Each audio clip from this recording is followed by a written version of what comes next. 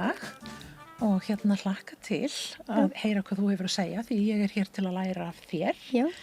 Þannig að ef við bara byrjum á að þú kynnir þig. Já, ég heiti Snæ Humadóttir og ég er 17 ára og ég er hinsegin ungmenni og alls konar annað líka. Já, það er nú aldeilis gott því að við erum svo margt, ekkert okkar er eitthvað bara eitt, við höfum öll margar hliðar. Já, gerum það. Já, og þú ætlaðir að fræða mig aðeins hinsegin félagsmiðstöðina. Já, ég get gert það.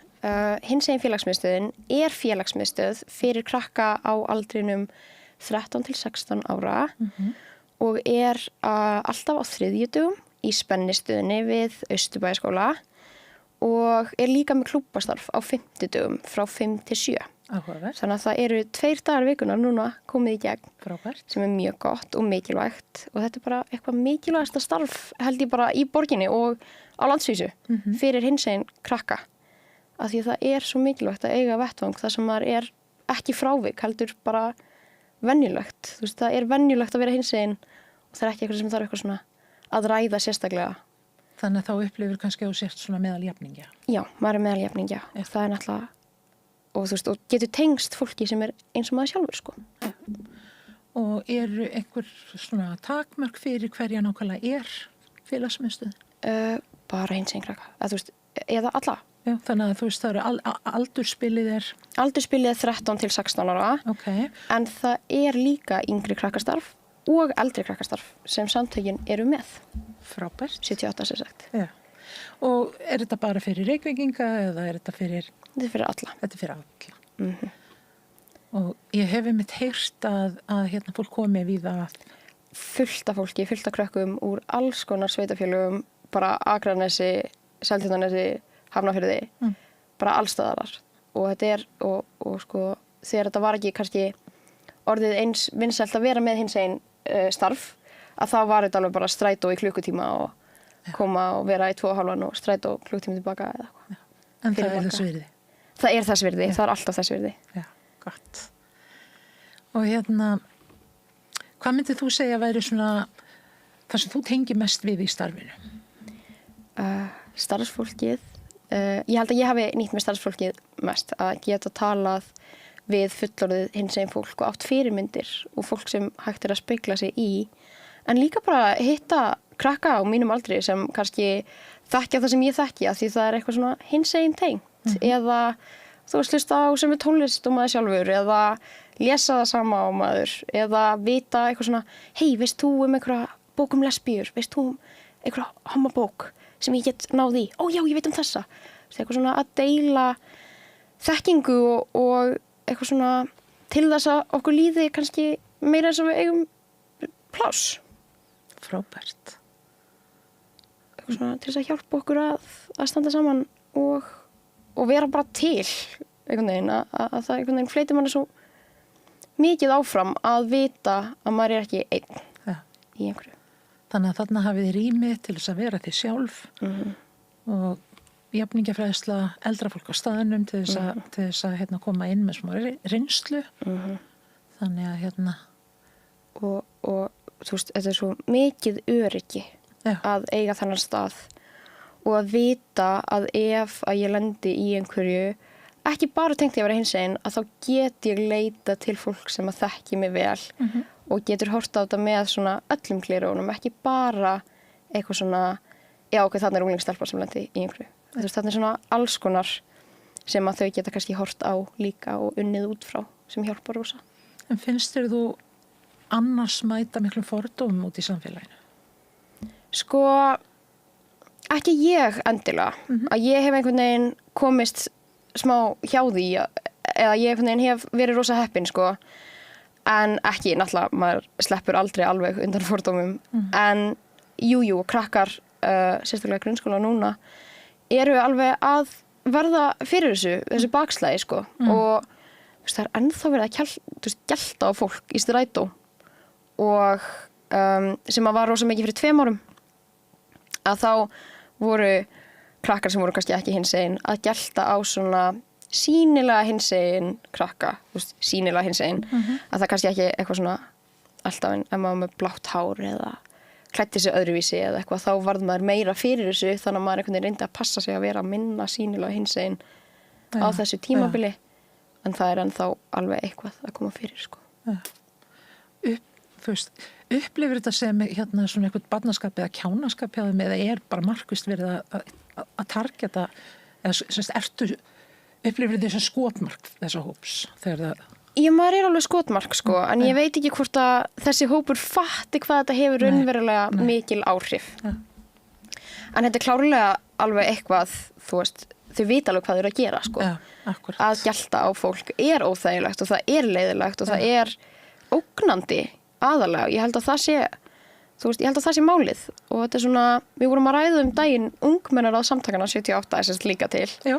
Og við vorum að ræða það daginn að þetta einhvern veginn gerir okkur að þetta tekur svolítið mannlega hlutan frá okkur, að við erum mannleg. Þetta einhvern veginn svona, ég finn ekki betra orð en dehumanize á ensku. Afmennskun. Þetta það svolítið og hefur verið það svolítið markvisst núna í 2-3 ár. Og ég myndi segja að afmennskun eiginlega það hræðilegasta sem að við mannfólki gerum hvert öðru. Já, það það.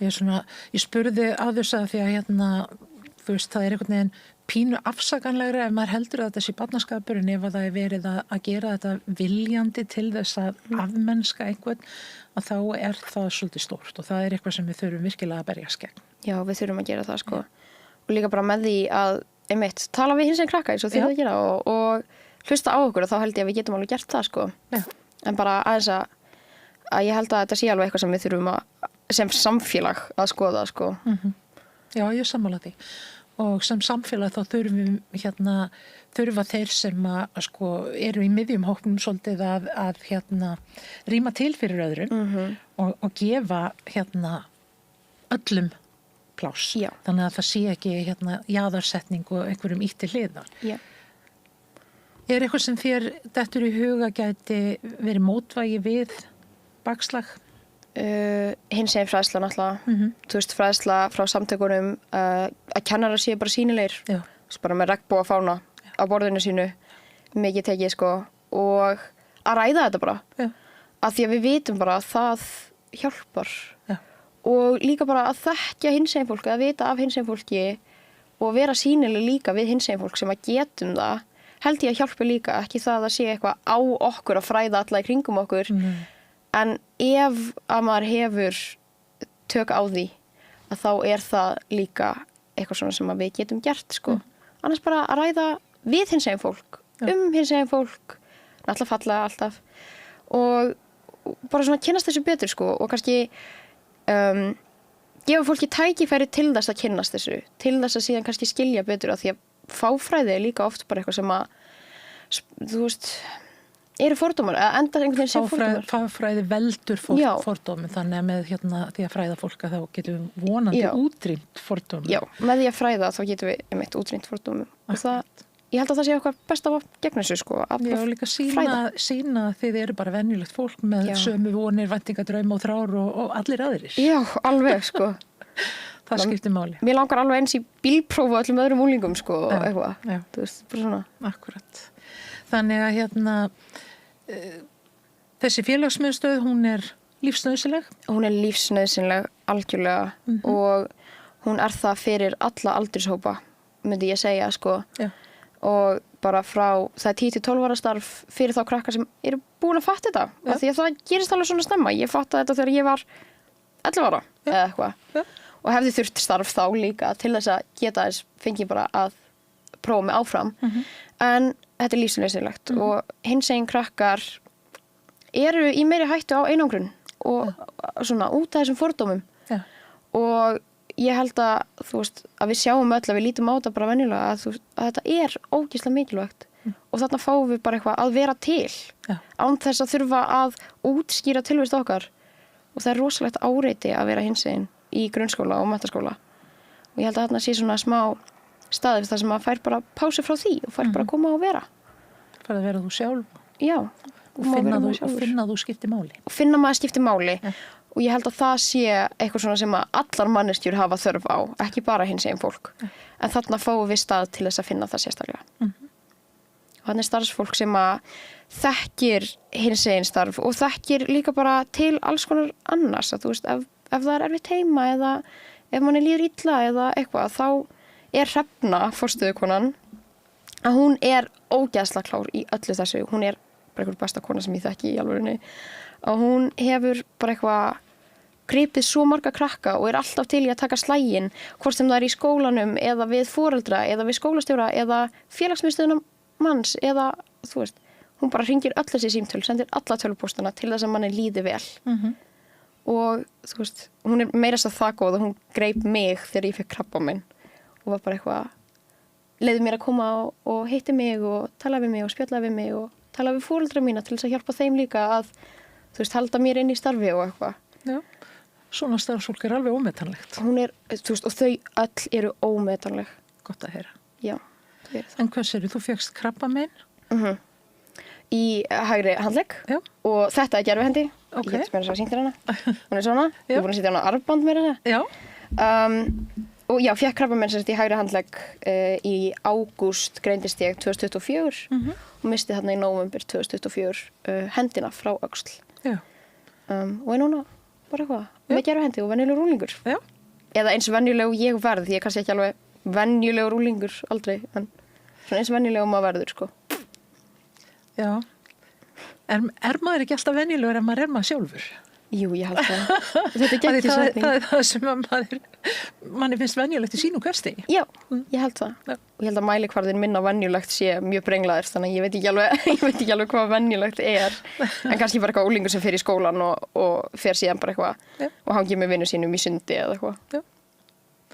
Og þú nefndir áðan að það hefur verið mjög góður stuðningur einmitt í gegnum þessi veikindi að vera í þessari félagsmiðstöð.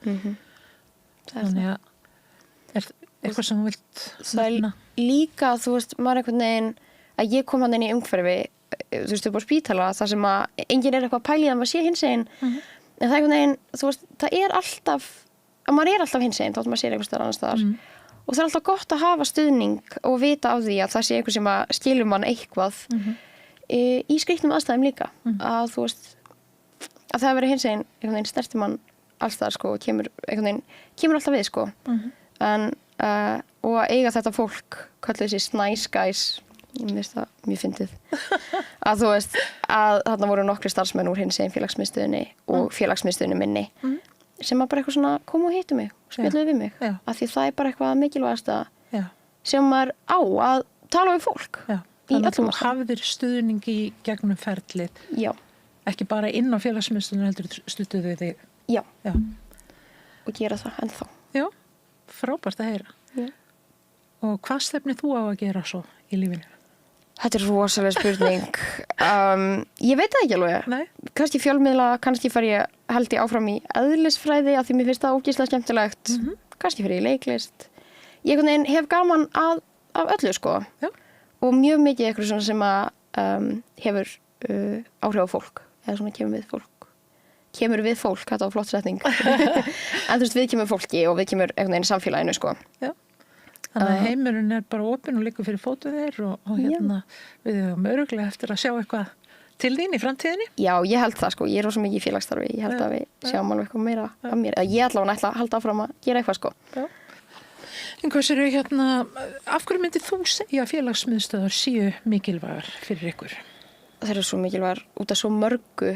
Þarna er tenging við fólk og þarna er fullorðið fólk sem að kannski er ekki kennarar en er hægt að tala við, geta hjálpa manni. Það er líka bara vettvangur til þess að hanga og bara eitthvað spila tölvuleiki eða þú veist, spila spil, lesa, hanga í símanum. Bara eitthvað svona að koma sér út úr húsi og það er alltaf gott að vera í kringum fólk. En líka þegar manni líður illa eða er eitthvað eiga erfitt með vini sína eða erfitt í samskiptum eða eitthvað, að þá eru félagsmiðstöðvarnar náttúrulega bara stútfullar af fólki sem að veit hvað það er að gera. Ég meina þú veist, þannig eru forstöðumenn sem eru menntaðir í þessu og að þeir, þú veist, grípa mann svo oft og það er ekkert eitthvað of lítið vandamál eða of stórt fyrir þau og þannig er hægt að koma og líða eins og manni líður og spjalla það og eiga svolítið bara svona safe space. Já, mín reynsla í þessu að ef maður með eitthvað vandamál og þegir yfir því og grefur það innan með sér að þá eins og það stækki og stækki. Gerir það. Þannig að þá oft gott að geta rætt við eitthvað. Já, það mjög mikilvægt. En þarna líka svona, þú veist, bara eitthvað, ég mætti í félagsmiðstöðvar og gat rætt hvað sem kannski eitthvað sem að vini mínir höfðu ekkert alltaf áhuga að heyra. En ég veit ég alveg, kannski, þú veist, bara eins og ungmennaráðin mín. Ég komst í ungmennaráð út af félagsmiðstöðinni og núna fæ ég að hafa áhrif í kringum mig. Já, þannig að þú komir rödd. Ég kom með rödd. Fyrir þinn hóp. Það er náttúrulega pínu öðruvís að tala fyrir hann hóps heldur bara fyrir sjálfa sig. Bara fyrir sjálfa sig, sko. En líka bara, ég fekk að koma og ræða bara myndirnar sem ég var að horfa á eða, þú veist, ég gat rætt í alvörunni hvort skóin ég myndi fara í fyrst og það, þú veist, og fólki í félagsmiðstöðinni vildi ræða við mig og var til í að ræða við mig. Það er náttúrulega vinnan þeirra, en þú veist, það er að manni líður eins og maður eigi pláss og maður líður eins og maður hafi einhvern svona stað þar sem maður má bara vera úlingur og það er einhver kröfur. Eða kannski bara kurteisi að krafa eða eitthvað. En samt ekki að, þú veist, þá bara eitthvað neginn hægt að ræða við þig og það er bara eitthvað tekið, þú veist, mann er bara fær að vera maður sjálfur og mann er tekið eins og maður er. Já. En kannski spyrja þig aðeins út í nú talað að ofbeldi meðal barna hafi aukist. Er það eitthvað sem þú verður vör við? Maður verður alveg var við það, sko. Og kannski bara í tali ungmenna og líka bara á netinu og svona, maður sér þetta alveg. Og það er ekki gott, sko. Nei. Maður sé það, maður vill alltaf alls ekki að sé þannig. Ert þú með einhverja hugmyndum hvað geti gagnast til þess að berja skegg því? Fræðsla, alltaf fræðsla. Ég segi þetta svo oft, mér finnst alltaf vera svarið, fyrsta svarið mitt, sko. En líka bara einmitt að gefa krökkum stað þar sem þau mega bara vera. Af því að oft einhvern veginn þarf fólk pláss eða veit ekki alveg hvernig það var að haga sér eða hefur ekki bakland heima eða í skóla. Og þú veist, það er einhvern veginn að gefa ungmennum tækifæri á að tjá sig án þess að þurfa að leita síðan í ofbeldi. Því að það er einhvern veginn svona seinasta stoppistöðin, sko. Finnst mér að ég held að það væri hægt að grípa það með því bara að gefa fólki plás. Já.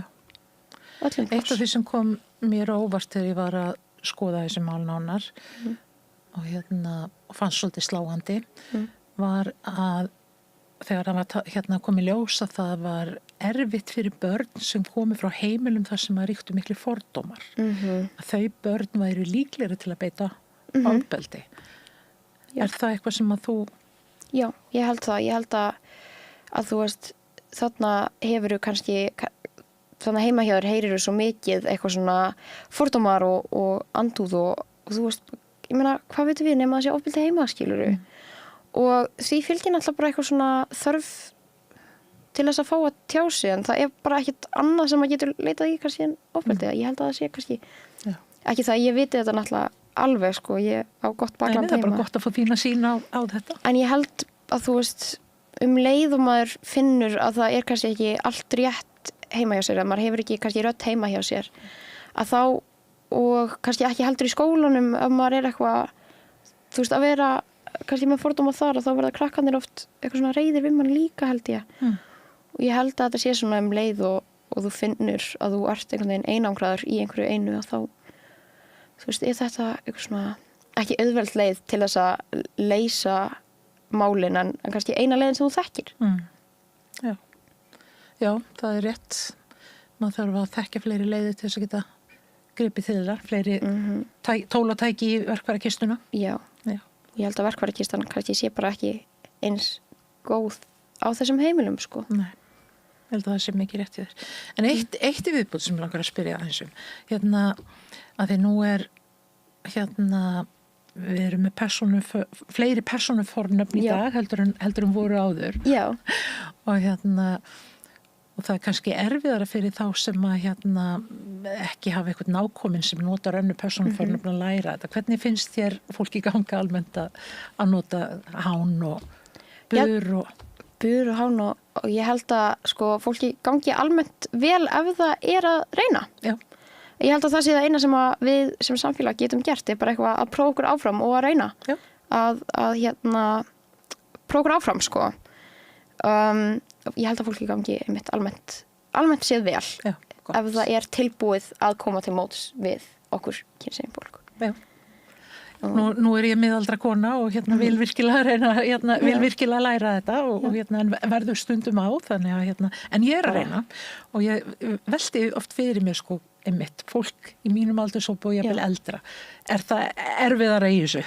Ég veit ekki hvort það sé erfiðara í þessu, ég held að það sé kannski, þú veist, kannski finnst ykkur þetta flóknara bara að því þetta er svo nýtt konsept sko. Já. En að ég held að við líka bara þurfum sem samfélag að gefa okkur rými til þess að læra þetta og þannig held ég að þetta verði ekki erfitt, eitthvað svona rosa erfitt, ég held að þetta verði meira bara eitthvað svona sem maður lærir inn á. Mér finnst það svo frábært að það sé hægt að aðlaga íslenskuna að þessum nýju orðum. Já. En það er náttúrulega pínu erfitt að tungumálið er í grunninn svo karllægt. Það, já. Maður svona opnar augun fyrir því að maður þarf að hugsa svo margt upp og nýtt. Já, og ég mynd líka bara karllægt, þú veist að við erum með, þetta er bara einhvern veginn svona í tungumálinu, þannig að þetta er kynbundið nú þegar sko, þannig að einhvern veginn þurfum að læra eitt enn og þú veist það getur alveg verið flókið og mér finnst þetta alveg líka flókið stundum að þú veist eitthvað svona, já ég er svangt og ég er svona, já, þú veist, mér langar að segja það núna og svo ætla ég kannski að segja eitthvað annað og ég er bara, hvernig ætla ég að orða núna að mér langi að gera eitthvað svona skrítin sögn, þú veist. Ég veit ekki alveg hvað ég á að taka dæmi það kemur oft upp og þú veist, mér langar að nota, þú veist, að vera kynsegin og ég veit ekki sjálf hvernig ég á að segja það, sko, sjálft hvernig ég á að segja það. Og þá þarf ég bara eitthvað að læra það sjálft. Já. Og prófa mig áfram og fólki í kringum mig, þú veist, við einhvern veginn höfum bara þolinmæði fyrir hvert öðru, sko, og æfum okkur saman, sko. En það er einmitt gott að vita, skilur, þú veist, að þetta er ferli og við erum bara í miðju ferlinu.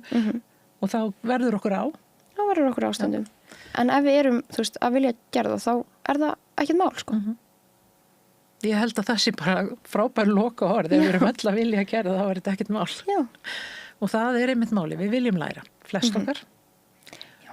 Og það er góðu grunnur fyrir Allsmart. Það er góðu grunnur fyrir Allsmart. Þannig að bara þakka þér alveg kærlega fyrir. Sem leiðis. Að koma og vilja fræða okkur og taka þátt.